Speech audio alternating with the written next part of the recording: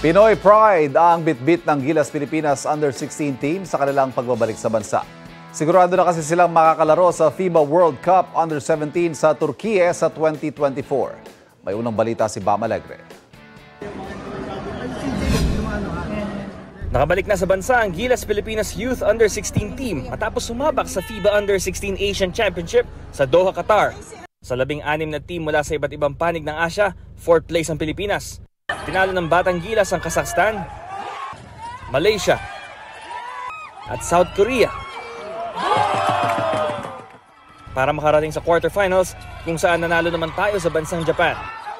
Isang 6'1 guard at 15-year-old na si Sam sa mga atletang kumatawan sa ating bandera. Sakripisyo at focus daw ang hiningi sa bawat manlalaro para maging bahagi ng national team. Pero sa suporta ng kanilang mga mahal sa buhay at ng mga kababayan, sulit ang bawat pawis at pagod para sa bayan. We beat Malaysia, Kazakhstan, Japan, and Korea, but the most memorable win was definitely the one against Japan because just the emotions from the World Cup is crazy.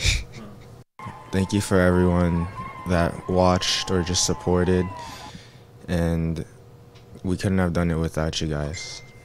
Sa tagumpay na ito, nasungkit din ang koponan ng karapatang maglaro sa FIBA World Cup Under-17 na isasagawa sa Turkiye sa susunod na taon. Ito ang unang balita, Bam Alegre para sa GMA Integrated News. Yung same team na Mga kapuso, para laging una sa mga balita, bisitahin at mag-subscribe sa GMA Integrated News sa YouTube.